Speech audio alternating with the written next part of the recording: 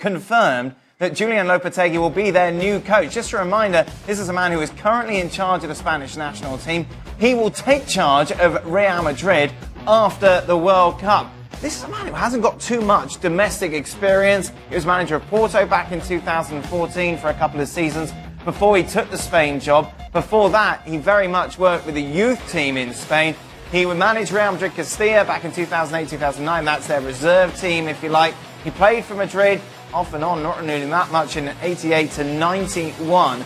This really is a huge shock. Just put it into context. When you take a look at the odds for the next manager, 25, 26 names are on that list. Lopetegui wasn't on it. Well, it just shows you what the bookies know. But no one knew. This is That's what a good job he's been doing for Spain, because he's turned He Spain wasn't around. that good. He wasn't on the bookies list. Yeah, but because they thought he would stay with Spain. And, you know, I think he did a very good job with the Spanish junior sides, under 19, under 21s. That's where he made his name. He didn't do quite so well at Porto because he was brought there to win the championship. He didn't win the championship. But since he's been the manager of Spain, I think he's turned their fortunes around. They look a much better side. He's sort of blended the old Spain of keeping the ball with more penetration. So I think he's done a good job. But I was surprised that he was the Real Madrid manager. Everyone's surprised. This is completely out of left field. The timing could not be worse. We're 3 days away from the World Cup, and Spain is one of the favorites to win this tournament. And somehow, now the attention of Spain is divided because Julian Lopetegui has decided to take on Real Madrid. Look, call me old school. I don't know. But maybe your priority should be on the World Cup, which is about to start. Maybe you don't worry about Real Madrid. Maybe you tell Real Madrid, look, if you really want me, if you really want to have a conversation, let's do this after the tournament. Let me focus on what I have. Is he not looking after himself a little? Say everything goes wrong in the tournament, then he's never going to have a chance to manage Real Madrid again. So surely he's just pretty much second-guessing himself. That's on Lopetegui. I'm saying from the perspective of the outside looking in, I'm thinking, man, your focus should be on having your team prepare. What is the first phone call that Julian Lopetegui is making to his players? Who is the first players he's reaching out to for Real Madrid? That's Cristiano Ronaldo, isn't it? I mean, don't you want to know and have assurances that he's going to be in your team? Who does Spain play in the first game? It's Portugal. So, honestly, the timing is all wrong, and it's unacceptable, to be quite honest with you. The way I look at it is you focus on the team that you have in hand. You focus on the tournament that you have in front of you. You focus on the players that you have in your locker room. To be looking out for himself after the tournament, so be it. But right now, 3 days before the World Cup, the biggest tournament in the World Cup, the biggest event in soccer and football across the world, come on, man. The reports in Spain suggested that the Real Madrid players in the Spanish camp knew, and then someone else found out, so then they had to come public and tell everybody before all the rumours and everything. I don't care. Don't bore me with how the story got out. OK, well, that's never stopped me before. I'm with Ali here, 100%. I don't care what he does at Real Madrid down the line. We're going to focus on the World Cup, right? And here's you've got a guy who is managing a side capable of winning the World Cup, but it's a difficult 5 weeks because you've got to manage a lot of problems, a lot of players, a lot of egos. You've got the tactics, the press, the media, the training. You've got everything to deal with, right? And I guarantee, what's he going to be doing? He's going to be half World Cup and half phoning agents, trying to talk to players. No, Sean. Are you telling me? Presumptuous, isn't it? Are you telling? Why can't you just say, Are you telling this me? time I'm focusing on Spain? Because people, and subconsciously, you cannot switch off. He will have one eye on what he needs to do at Real Madrid next year. Really? Do you believe that? It has worked in recent years. 100%. It's worked in recent years. Antonio Conte knew he was going to Chelsea, but he did well for Italy. They played far better than everybody thought they were going to play. Louis van Gaal was going to be the manager of Manchester United, but the Dutch got to the semi-final and won the third place place. They got lucky. They may have got lucky, but it worked. I'm not saying it's the right thing. I agree with both of you, but it has worked before with Conte and... Okay, look, I know that people can walk and chew gum at the same time, okay? Yeah. But we're not talking about just any tournament, and we're not talking about just any team. We're talking about... one of the favourites. Spain, and we're talking about Real Madrid.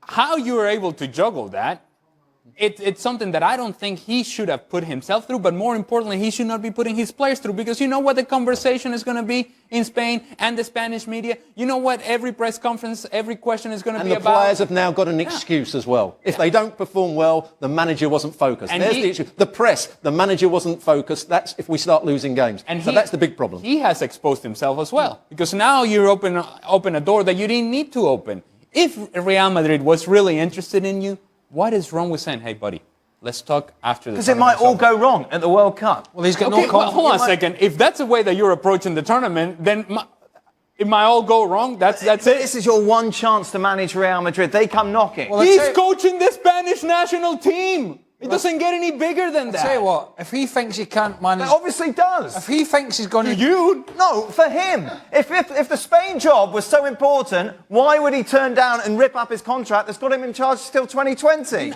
Did you not Probably hear me 3 when times I the say money, that's the that reason. I thought that the timing was all wrong? You said that it's the biggest job. It's clearly not for him. It's clearly not the biggest job. Money will also dictate it's not the biggest job, because Real Madrid will pay 3 times as much as probably Spain are paying him. Okay, so are you defending the decision? I'm not defending the decision. Are you decision. defending the decision? I'm just saying I'm that's saying the that you're one reason saying he'd go. it's the biggest job coaching Spain. For him, it clearly isn't. 3 days before the World Cup, yes, it's Spain. The Spain national team job, yes, is bigger than Real Madrid. Yes. 3 days before the World Cup, yes. For him, clearly not. If you're saying... Listen, no, but listen. If you're saying, oh, he had to take it now because if it all went wrong from at the World Cup with Spain, he wouldn't have got the Real Madrid job. If he thinks it was all going to go wrong for him with Spain and this multi-talented group of players, it's never going to work for him at Real Madrid. Yep. But what if they give him a contract now or never? He can't Now manage or this never Spanish team to a good finish at the World Cup. Might not win it, but to a good World Cup. He's never going to manage and deal with all the pressures at Real Madrid. I thought Never. Spain were going to win the World Cup. That would change my mind. Oh, don't start using that as an the excuse press, to get No, wrong. honestly, he's left himself I think, open to an absolute smashing from the Spanish press. If it goes a bit wrong for Spain, he is going to get absolutely battered. And Robbo, I think it was that said it, the players will just say, well, things haven't been quite right behind the scenes. The training's not been right. All the excuses will come out. And You they'll don't point to need the too many. manager. Players don't need too many excuses to start pulling the wool over people's eyes. Anyway, they'll blame somebody else for the Good luck, mistakes. because hey, he'll be getting battered next year anyway, because he's never out the microscope with Real Madrid. He's a anyway. Real Madrid lover, isn't he? That's why he's saying it's a good. Oh, that's why he was. That's why he was happy. Said nothing. Antoine Griezmann, meanwhile, has angered some journalists because he said that he was going to make a statement about his future. This was his statement. Get ready. I'm really very sorry. I know that many of you are waiting for my decision, but I will not be revealing it today. I have made my choice. However, today is not the time nor the place to say what it is. I actually don't. I actually think he thinks there's more people waiting for the decision than there actually is. There might be a few, but some fans, but there's not that many around the globe waiting on Antoine Griezmann's decision. Quite a lot. Well, how many? Well, he's a big star, aren't they? They want to know, is he going to go to Barcelona or stay at The ones Atletico? they say Atletico Madrid fans that probably want to know. And Barcelona fans, you'd suggest. I'm sure they're not that desperate. Don't know what shirt to get. They've got Right, they've got enough Jules. good enough players, have they not? This is a big story. Where is he going? Well, that's the big question. Yeah, we really thought that today, because he rarely comes to do press conferences when he's with the national team, we thought maybe today is the day where he's going to announce it. He's always said that he would reveal it before the start of the World Cup. So we thought, okay, today is the day. Actually, it wasn't the day at all. He said that he's made his mind up, but didn't reveal, as you said, where he's going to go. He's either staying or going to Barcelona. We all know that. It's interesting because, as we all know, on July the 1st, his release clause goes down from 200 million euros to 100 million euros, which obviously would make it far more attractive for Barcelona to wait a little bit to sign him. However, there's also a lot of signs saying that he wants to stay, for example, in the Thomas Lemar signing, who's going to join Atletico Madrid. Griezmann had a key role to play in that signing, which then would be strange for him then to help Lemar coming to Atletico Madrid and then just going. There's people around him who want him to stay. There's obviously, winning the Europa League and expecting a new deal to be signed with Atletico Madrid. So for me, he's going to stay, but he's keeping the suspense a bit longer. Jules is in Moscow, by the way. I don't think I mentioned that. It's not just Tell you what, saying, Griezmann's a great player. I love watching him play, but he's become one big boring yawn with these statements.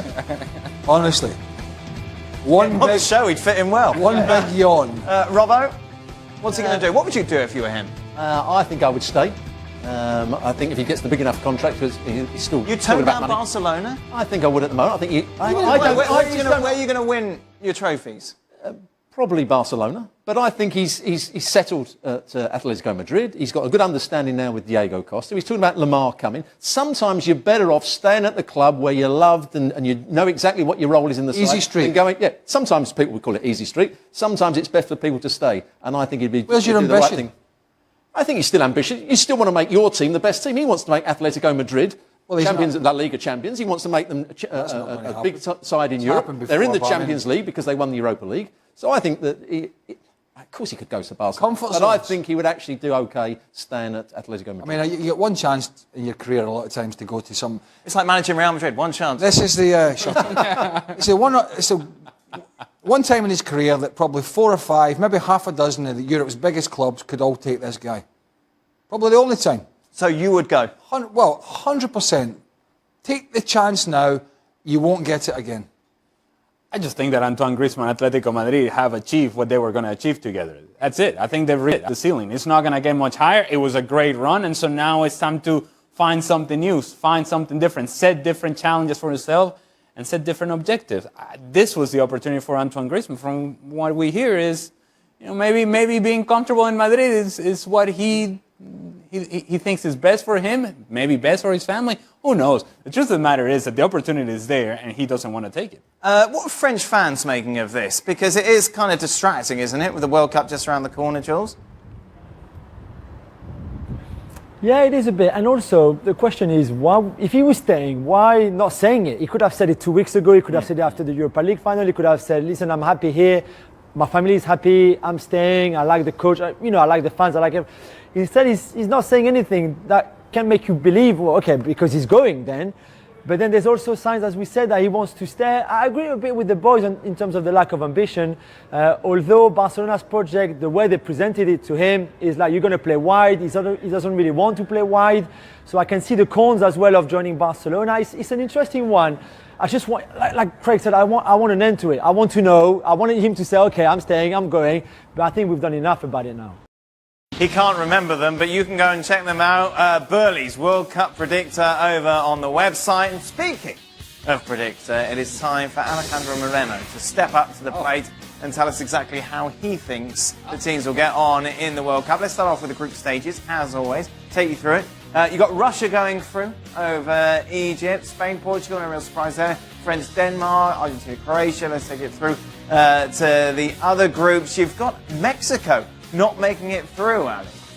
I just feel that Mexico is a team that is going to have a lot of the ball, and a team like Sweden feels comfortable in doing that. But Mexico doesn't defend set pieces very well, and that Sweden is an area that they do very well. In that game, Sweden may just win with a set piece and would be enough for Germany and Sweden to go through. Belgium, England, meanwhile, Colombia, Senegal, Poland not making it. So let's just take a look then at how that sets things up for the bracket, starting off with Spain against Russia. Am I allowed to touch this, or is it all you? No, you touch these bits now. Okay, all right, okay, fine. I'm going to go with Spain. Okay. Argentina, Denmark. Yeah. Self-explanatory, yes. Germany, Switzerland. Self-explanatory. Okay, as well. now this is interesting, isn't it? Colombia, England. It gets a little interesting. And see, this is where I could go with my South American roots. And that's what I'm going to do. Oh, he teased me there. I just thought there might be a little bit of love for England, but there wasn't. Okay, let's go to the other side. South American, Uruguay to go through. Is this where we're just going now? I think the roots of South America come just short in this one. Really? Why Portugal over Uruguay?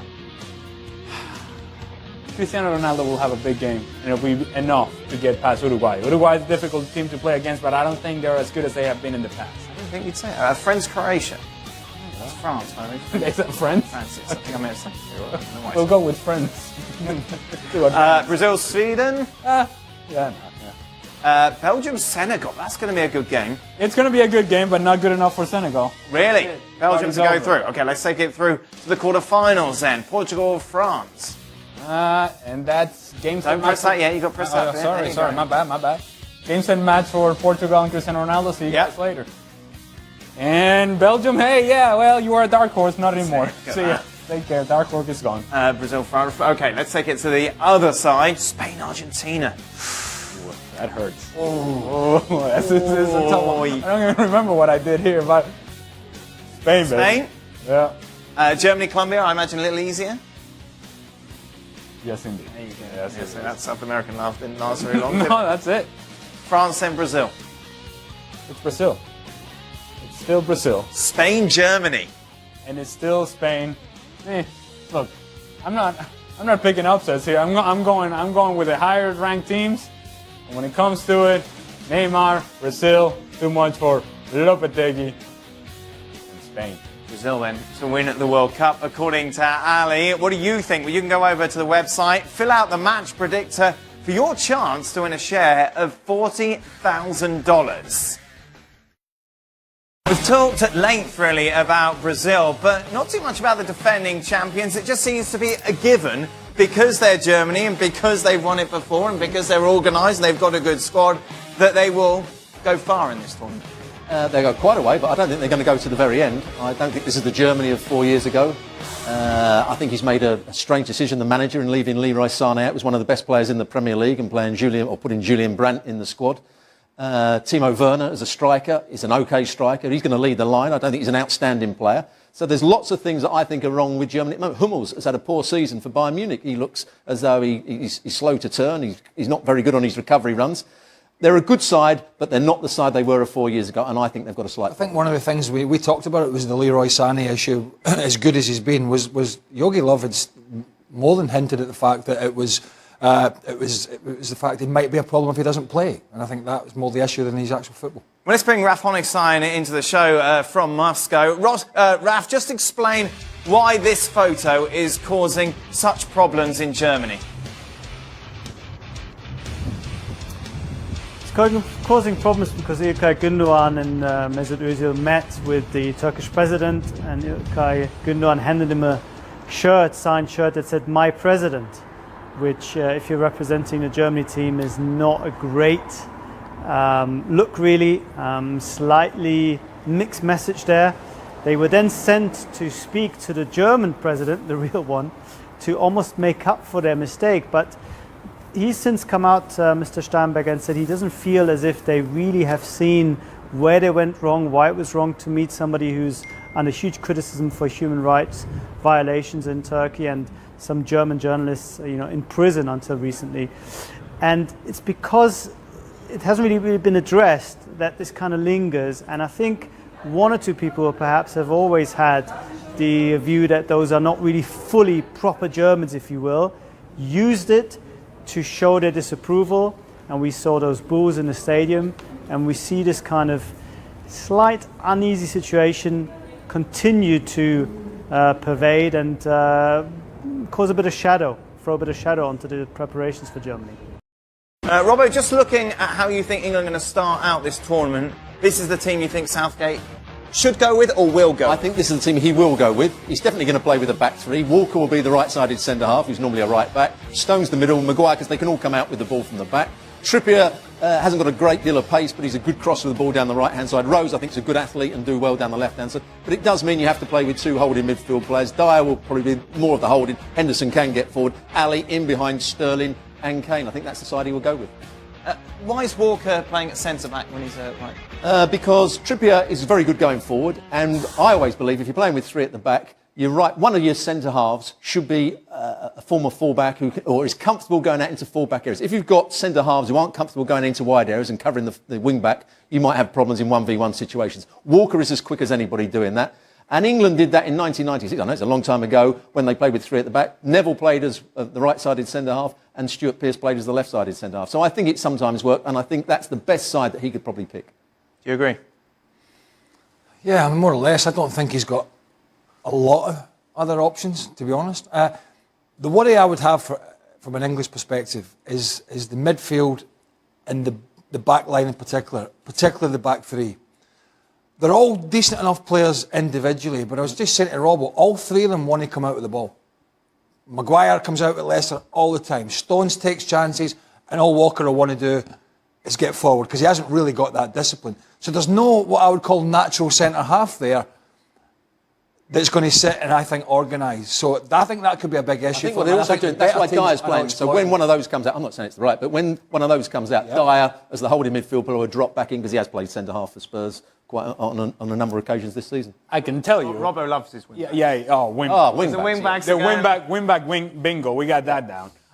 Can I just say that we can talk about Maguire and Walker and this and that, but that England team that we just saw, that team doesn't beat Germany. No, I don't think it does. And so England is going to get to the round of 16, maybe advance past that, and then it's game over. Yep. And in my estimation, that's probably as good as they can hope to do. And to be honest with you, you look at that squad, and then you look at the list of players from the real top teams in this competition, and I just don't see. There's, I think, a difference between the two. You're absolutely right. They're in a different Gareth group Southgate's altogether. got the best out of the players at the moment. They did well in the qualifying. I think they're going to get into the last 16, but no further than that. Last 16 and that's it, but last Maybe 16 the last is eight. fine. So say they lose to Colombia in the... That would be poor. If they lose to Germany, that would be... Well, it wouldn't be a surprise if they pulled Colombia and lost, would it? I mean, getting out of the group now for England is the starter. It used to be a given years ago. But this group they'll get out of. They should. They should. Finish bottom of the group in Brazil, albeit it was Tunisia a bit... and Panama, they should beat Tunisia and Panama. Well, they should, but that's where their expectations are at the moment. They get out the group and then they take it from there. Right. I mean, years ago, at least they were trying to aim for a semi-final, which they did get to in 1990, with a much better team than this, by the way. So I don't see anything great for England at all. So this, according to our ESPN FC editorial staff, is the top 10 World Cup power rankings. Brazil, Thanks. Germany, Spain, France, Oh, it's, Argentina, Belgium, England, Portugal, Uruguay, Colombia. I bet that took hours. Should we start with England? Ahead of Portugal, Uruguay and Colombia seems generous, does it not? A little bit generous. Well, you've Based on their got European Championships displays and their last World Cup. They're a better side at the moment, but I don't think they're as high as that. They may have been a bit biased in there from the aforementioned editorial staff. Are you sensing that maybe... I presume I haven't got the facts and stats in front of me, but I presume the majority of them are of English descent. Are they better than Uruguay, Colombia and Portugal? Probably not. Probably not. Would they be below all those sides, above all those sides? Probably, I think got a maybe bit better quiet. than Portugal at the moment. Well, I'm not really that fussed about England because we're not going to be talking about them winning the competition. Well, no, but I'm talking about them in this context. Somebody's put a list together, okay? Yes, and we're here to discuss this. Uruguay are better than England. Uruguay. You go right to England. Colombia should be above England. Oh, no, so what's the big takeaway for you from this list? That it's so easy to do. I think I'd just say for 3 minutes it was easy to do. I have to pick out something. You don't need that right. Also receiving votes, Croatia and Mexico. Yes. Oh, they'll be well pleased about that. Oh, hey, Croatia, I'll give you some votes. Should Croatia be in the top 10? Right, Robbo. Yes. Should Croatia be in the top 10? No, I don't think they should be. No, they shouldn't be. They're a good side, but they're not going to go much further than the last 16. What about Mexico, Ali? They had some votes. I need to find some more teams here. Does that mean that we have Mexican some representatives in the editorial room as well? Maybe, but do they deserve a place in that top 10? No, I don't think so. And I think even the Mexican media would tell you that they don't quite know what they're going to get from Mexico in this World Cup. There's been a whole lot of conversation about Juan Carlos Osorio and the rotation that he has with players, no consistency in the starting lineups. I don't see Mexico getting out of the group. And if that's the case, then clearly they don't belong in the top 10 of the power rankings. Struggling now. Is there anyone in the top 10 you feel should be there? No. Well, the thing is, right, this is where we're going. And lo and behold, when they put 48 teams in, nothing's going to change. Right. So, what's the point? So what you're saying, you should just... What's the point? Putting a list together, a power rankings list of World Cup teams and saying, oh, discuss this. Oh, there's 15 teams that could be in there. No, there's not. There's not. So those 10 are the right teams? About so, yeah. World Cup winners, Uruguay, The first six are the teams. What about the order of those teams? I tell you what, this list is really upsetting me. No kidding. You don't say. It's been a long day. I don't need editorial sending us that. And then you talking about England. I had 3 minutes, Craig. What do you want me to do? I don't know. Think Think outside the box. For more on this ranking, More? Go over to the website. Shaka's breaking it down.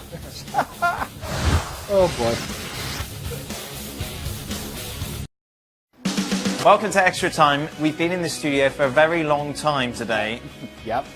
so who knows what this could deliver. Yep. You okay? Get through this. The tournament's not started and you're already looking over at me thinking, how the hell am I going to get through this? No, we've what, had 4 years together, 5 years. You've done well to last that long. Well, it was- It's been some tough moments. Roller coaster, really. Why are all experts rating Portugal so low? Isn't the fact they are reigning Euro champions in consideration? Some of ESPN experts, like Mr. Gab and Mr. Julian, didn't even have them getting out of the group in their respective predictors. Where did you have them go in your predictor, Craig? On your list. Can we put it up? No, we can't put it up. I'm sure you remember. So imagine you got them finished second in the group. Right, Spain. then who were they going to play? Because you touched the screen with me. Someone big. Somebody tell me. Someone who wins their group. Somebody in Uruguay. Tell me. Uruguay? I think they play Uruguay. I had Uruguay going through. Yeah? Well done, Al. Right. The predictor is all So I up. had them getting out of the group, and then I think I had them going out in the 16. Is that a flop for them? Well, you have to go to Lisbon. Obsessed with a flop, aren't you? Uruguay? Portugal? How far are they going? I think I had them beating Uruguay and then losing in the quarters to France. Okay. All right, we've got your predictor, Craig. Here it comes. Hey! Again. No Portugal. So Uruguay, you've got them beaten. So I didn't have them getting out of the group. Yes, yeah, they get out of the group. the round of 16, bit before this one, bit. Well, who are they playing in the round of 16? Uruguay. Where? At the top. Oh, my God. It's the quarter-final. I didn't have to put the graphic up because I just said that. Oh, goodness me. Because Ali said Uruguay Well, before they were getting the Have graphic. you got them? I've got them doing exactly the same as Craig. Why is this graphic? Being knocked out. Wait, you did ask for the graphic. Oh, I asked for it, and then they were too late to bring it up. You said Uruguay, and the graphic come up. I don't want to see any more graphics. Who is going to finish the top scorer in this year's World Cup? Get that bloody thing off. Timo Werner. Timo Werner. Timo Werner. Wow. Why? Well, Come on, why?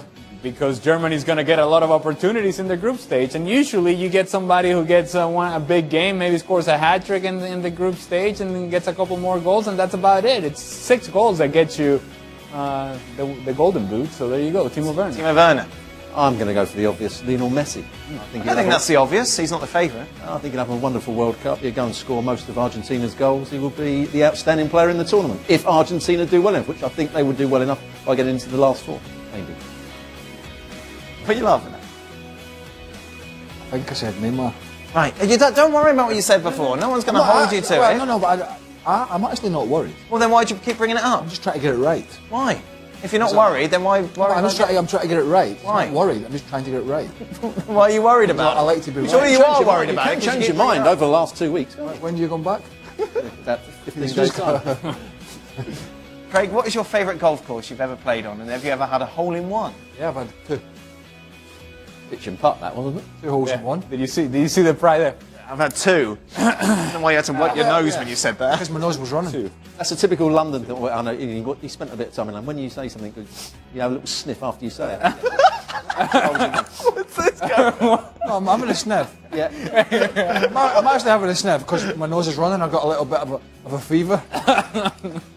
World Cup fever, baby. I've got World Cup predictoritis. So, There you are. I had 2. I've actually had 2. And holes in one are not actually did you keep the skill. ball? Is the ball framed at home? They're lucky.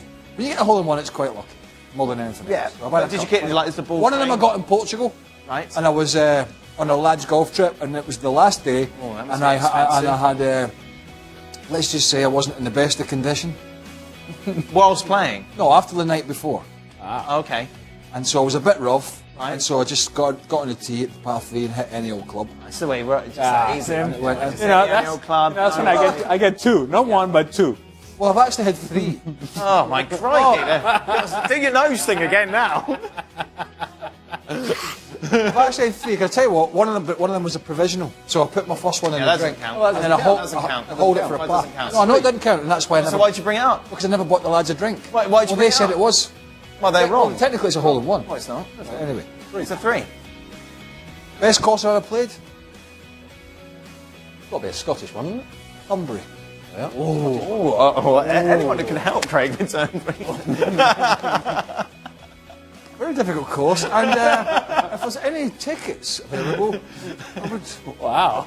ESPN FC is with you every Shameless. day, by the way, throughout the world. We're with you every day anyway. Yeah. So why you?